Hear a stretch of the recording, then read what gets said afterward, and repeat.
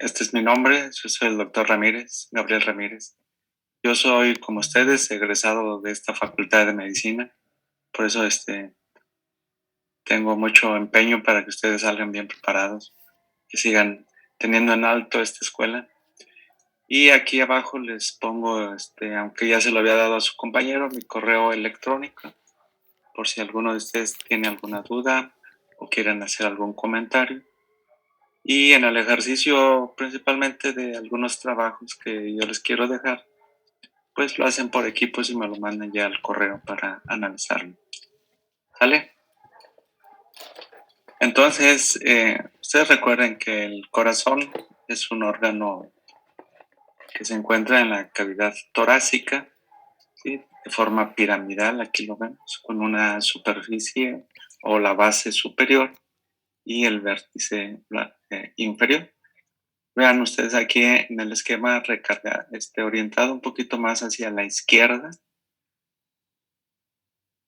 y se encuentra en el mediastino medio, ¿verdad? Aquí es la proyección en el espacio precordial, ¿sí? En el área precordial, ¿verdad? Aquí tendríamos lo que sería el perfil izquierdo del corazón y aquí se proyectan los diferentes aparatos valvulares.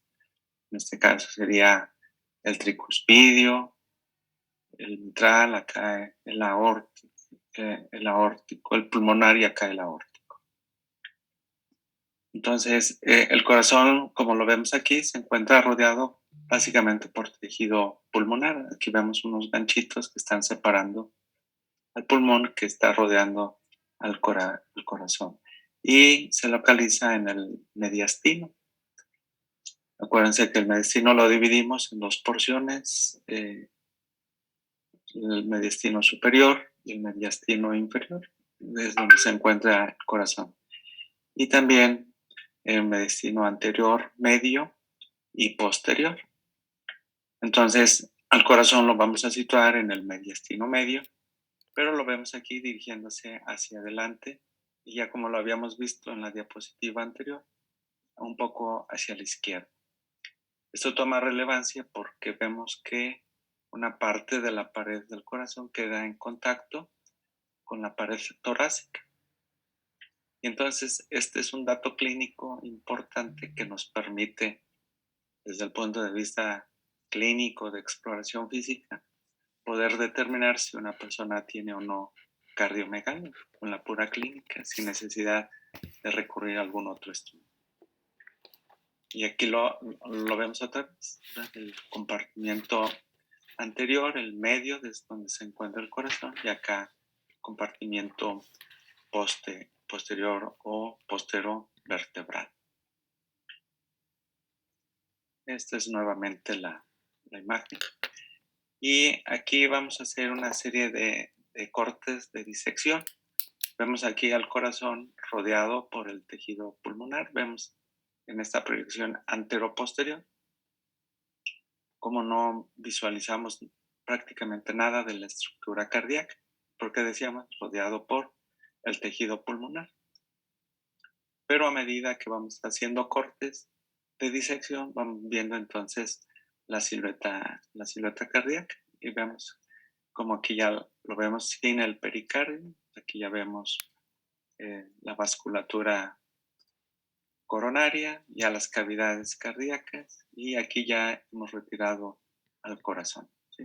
Queda en la parte posterior y acá ya prácticamente la columna. Dentro de las relaciones anatómicas hay tres que son muy importantes que debiéramos recordar. ¿Ustedes recuerdan alguna de ellas?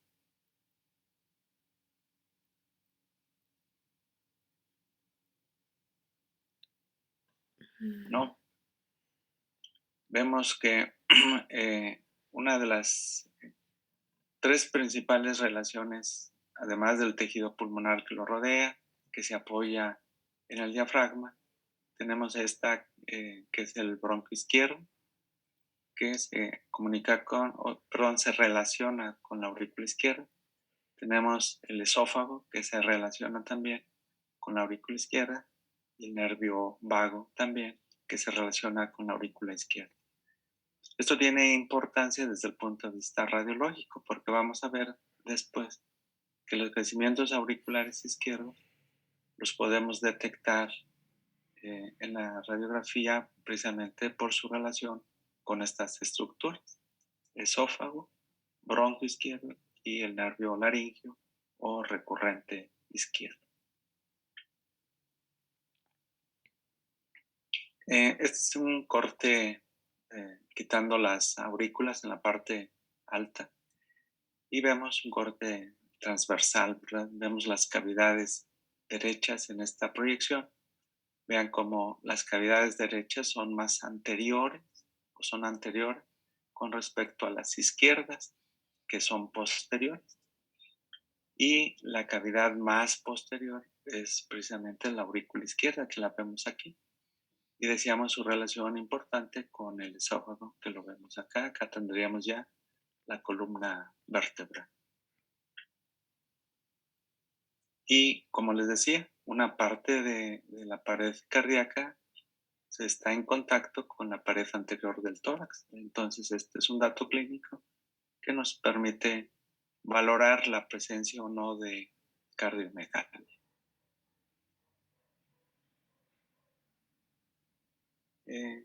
Vamos a ver esta serie de imágenes. Aquí vemos el corazón en su proyección antero-posterior, como si lo estuviéramos viendo de frente, ¿sí? Y podemos ver aquí la llegada de la vena cava superior, la aurícula derecha, esta sería la orejuela derecha. Aquí tendríamos la aorta, el callado de la aorta, los vasos supraórticos. Aquí tenemos el tronco de la arteria pulmonar y aquí la rama izquierda de la arteria pulmonar. En este lado tenemos la aurícula izquierda, esta es la orejuela izquierda. Tenemos la llegada de las venas pulmonares, en este caso las dos del lado izquierdo. Y aquí vemos el surco auriculoventricular.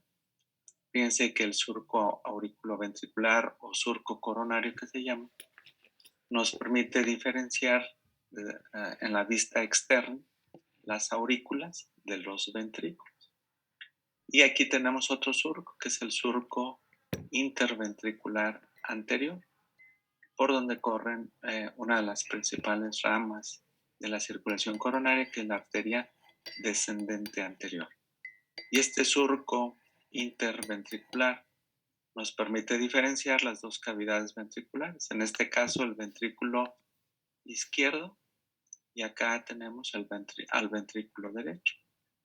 Y esta porción es el infundíbulo pulmonar, que es una porción muscular y es lo que llamamos como o conocemos como la vía de salida del ventrículo derecho. Ahora, aquí en esta porción que les estoy marcando, vamos a hacer un corte y ese corte lo vamos a voltear de manera que vamos a ver su parte posterior y aquí lo vemos. Entonces, aquí vemos, este sería el tronco de la arteria pulmonar. Tendríamos la válvula pulmonar. Este sería lo que llamábamos como el infundíbulo o la vía de salida del ventrículo derecho. Y este es el ventrículo derecho. Esta porción que ven aquí es una de las características anatómicas del ventrículo derecho, que se llama banda moderadora. Y esta es importante recordarla porque por aquí corre una porción de la rama derecha de las de His, del sistema de conducción. Esto es el tabique interventricular. Y como decíamos que el ventrículo izquierdo es posterior, aquí solo vemos una pequeña porción del ventrículo izquierdo. Y esta sería la pared ventricular izquierda.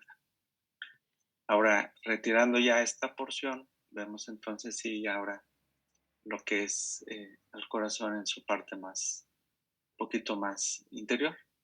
Tenemos aquí nuevamente el septum interventricular. Vean que la porción, 2/3 de este tabique son musculares y solo la porción superior, que es la porción membranosa. Aunque aquí lo vemos muy sencillo, esta región anatómicamente es muy compleja.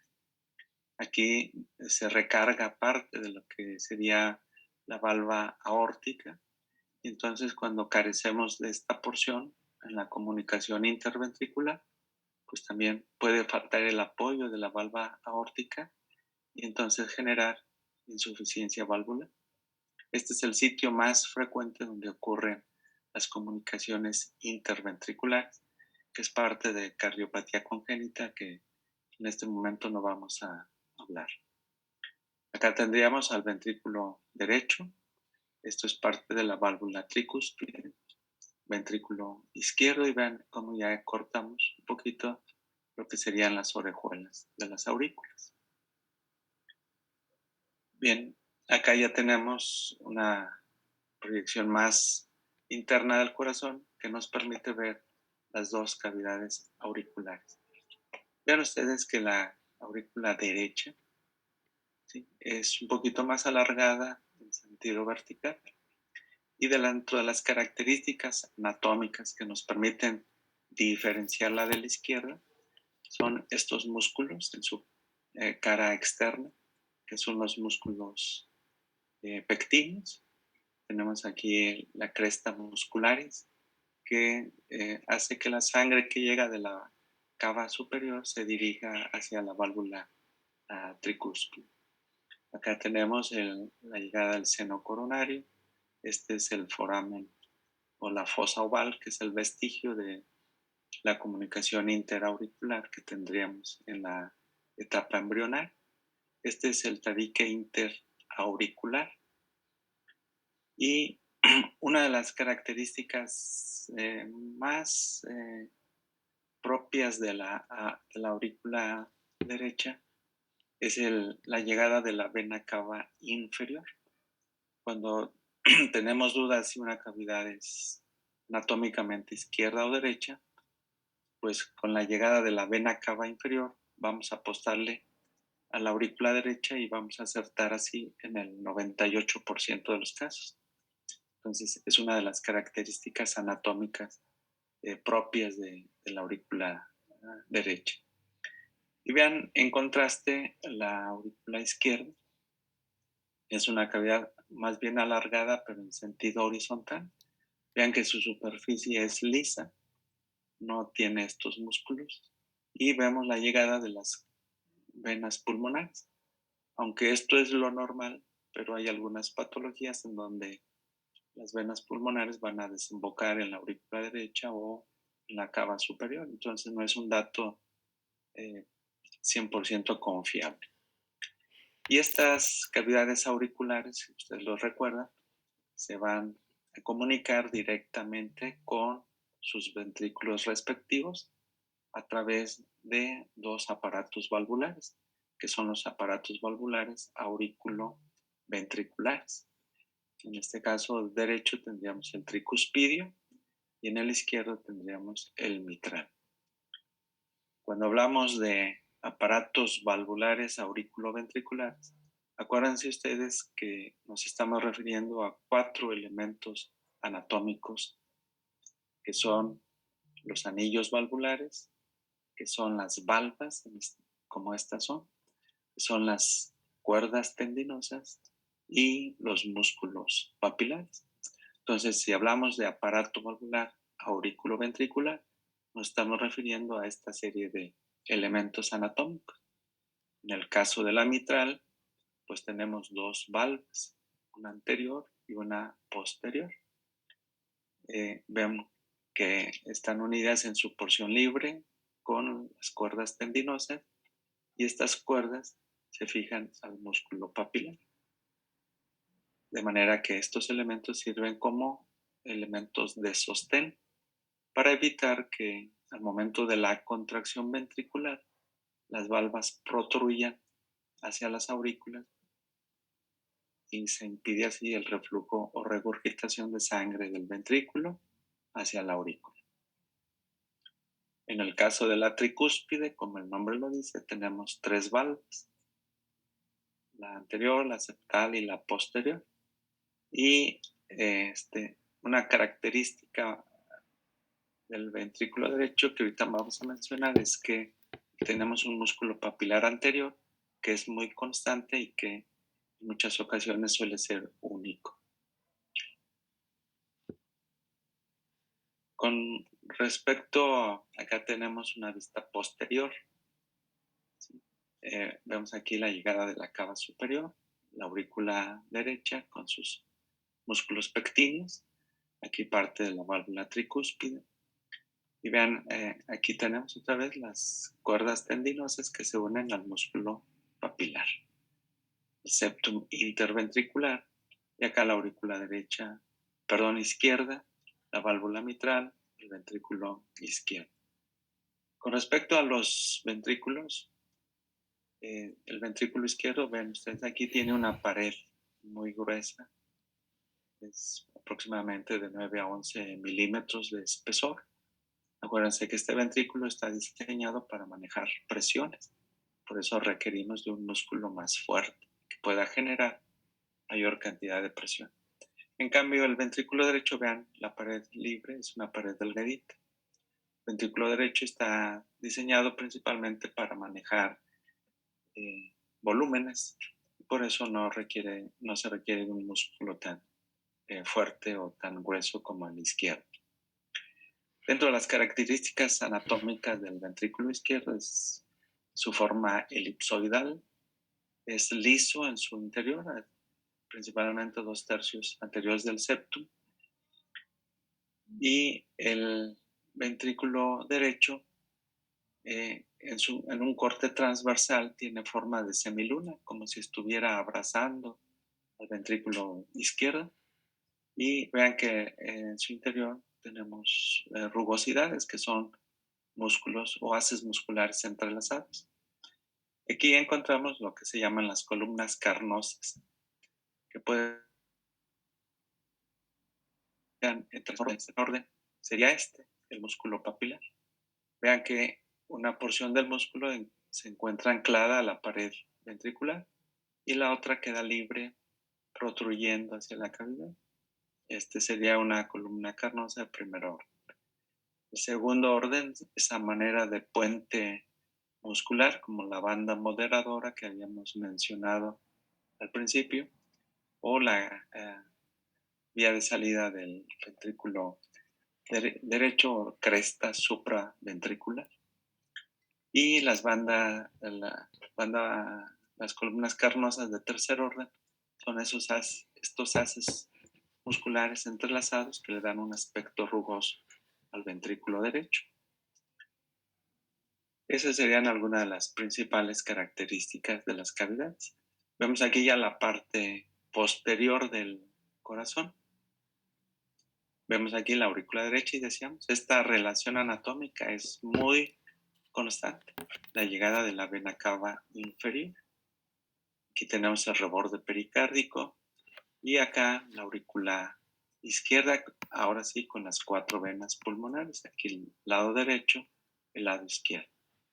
Y aquí vemos otra vez el surco aurículo-ventricular. Vean que está rodeado por grasa pericárdica.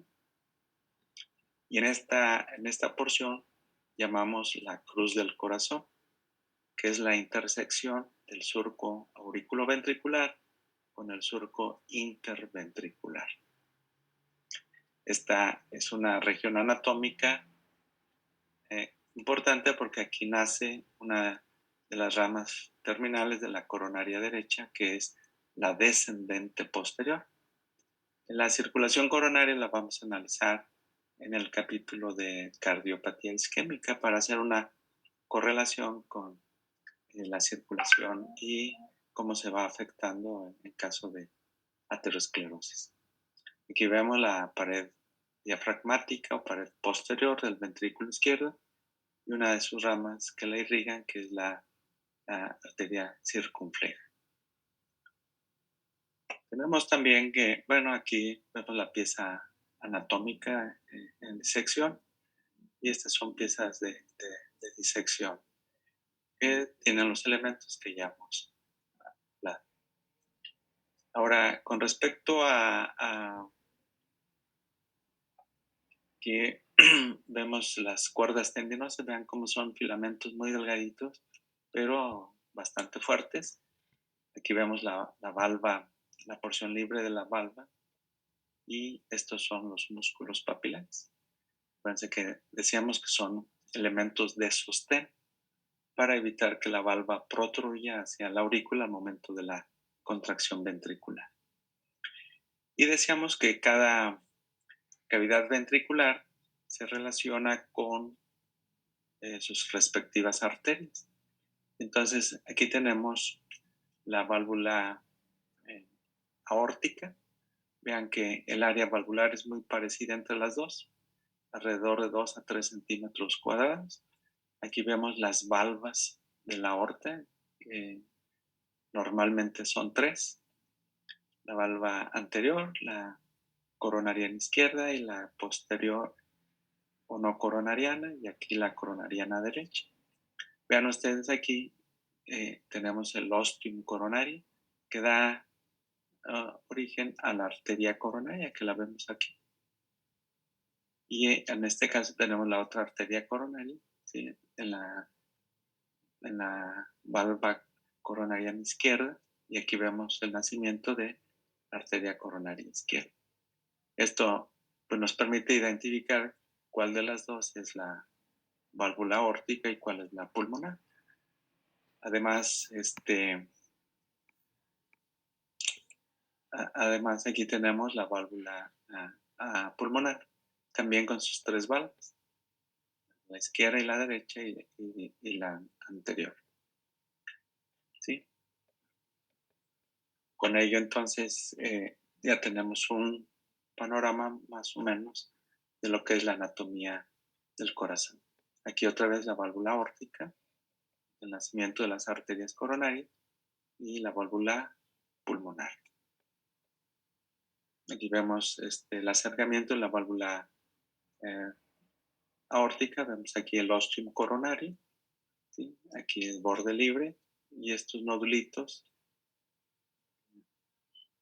que nos permiten el cierre completo de la válvula. Nódulos de Arancio en caso de la válvula aórtica, los nódulos de Morgagni, la válvula pulmonar. Y finalmente vamos a terminar con esto, que es el esqueleto fibroso del corazón. El esqueleto fibroso nos permite darle consistencia al corazón, darle firmeza, y que además sirve también para aislar la actividad eléctrica de las aurículas de la actividad eléctrica ventricular. Y el esqueleto fibroso está constituido por los anillos valvulares, que en este caso tenemos el mitral, aquí el tricuspidio, tenemos el aórtico y acá el pulmonar. Entonces, además de elementos de consistencia, nos dan también aislamiento de la actividad eléctrica del corazón. ¿Sí? Aquí los vemos, los elementos que forman el anillo fibroso. Y aquí tendríamos el trígono derecho, acá el trígono izquierdo, que sirven también para aislar que la actividad de las aurículas se lleva a cabo en forma primera no contamine la actividad eléctrica ventricular y haya secuencia o permita la secuencia de contracción de la aurícula con los ventrículos. Bueno, el triángulo de Koch es una referencia anatómica que nos sitúa en donde se encuentra localizado el nodo aurículo ventricular. Y vean, aquí está delimitado por el seno coronario, por la valva septal de la tricúspide y por la banda del seno o tendón de Todar. Esta es una estructura anatómica en donde vamos a localizar el seno auriculoventricular, pero de eso hablaremos ya un poquito más adelante cuando hablemos de sistema específico de conducción. Bueno, esto es lo esencial que yo quería comunicarles en cuanto a anatomía del corazón. Y como es difícil que todos participemos, ¿verdad?, en el audio, pues les pido que si tienen alguna pregunta, algún comentario, alguna duda, pues entonces lo me lo hagan saber y en el correo por allí vamos a contestarle esas preguntas. También aprovecharé para, a través del correo, mandarles algunos artículos para que los revisen ustedes, artículos recientes que les puedan servir también como material bibliográfico. ¿De acuerdo? Sí, doctor, muchas gracias. Sí, doctor, gracias. Sí, doctor, muchas gracias. Entonces,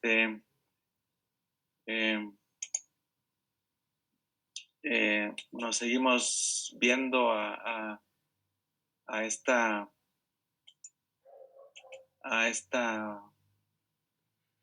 hora, lunes, miércoles y viernes, o les acomoda algún otro horario. Está bien ese horario, doctor. No sé si mis compañeros tengan algún. Sí, doctor, este horario está muy bien.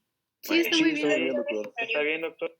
Muy Muy bien. bien, doctor, gracias. Entonces, nos vemos el miércoles y hablaremos un poquito de ciclo cardíaco. ¿Sale? Doctor, muchas gracias. Nos vemos el miércoles. Muy bien. Gracias, doctor. Gracias, Entonces, doctor. Doctor. tengan buen día. Buen día. Luego.